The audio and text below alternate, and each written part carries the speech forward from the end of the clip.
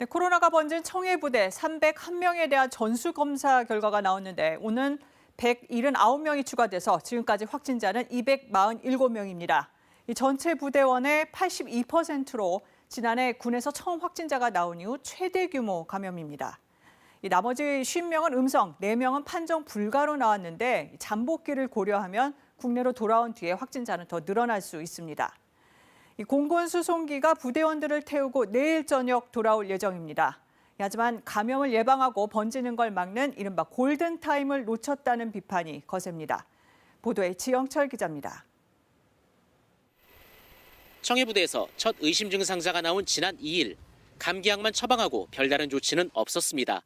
8일이 지나 유증상자가 40명이 넘은 뒤 자체 간이검사 결과는 모두 음성이었습니다.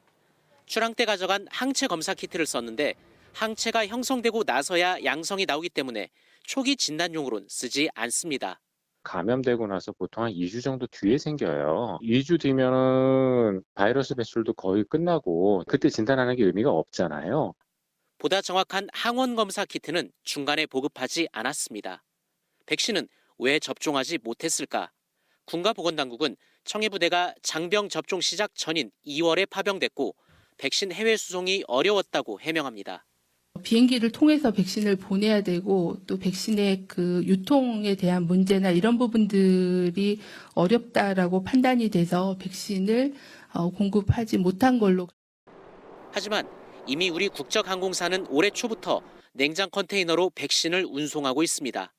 비행 기종도 공군이 보유한 수송기와 같은 계열입니다. 현지 통관이 어려웠다면 동맹국 기지에 협조를 구할 수도 있습니다. 미 해군은 작년 말부터 전 세계 13개 해군 기지에서 백신 접종을 시작해 2달 전 이미 절반 이상이 접종을 마쳤습니다. 국방부는 백신 접종 후 이상 반응이 생기면 배에서 대응이 어렵다고도 했습니다. 하지만 파병 기간 내내 바다에 떠 있었던 게 아닌데다 이번에도 현지 병원을 이용했습니다. 배 안에 군인관도 같이 있었고 정박한 상황에서 이제 접종하고 문제 생기는 사람은 뭐 헬기나 이런 걸 이송할 수도 있었기 때문에 일단은 그 부분은 크게 뭐 이유가 될 것 같지는 않습니다. 해외 파병 중인 아크 부대나 한빛 부대는 유엔이나 주둔국가 협의에 현지에서 백신을 접종했습니다.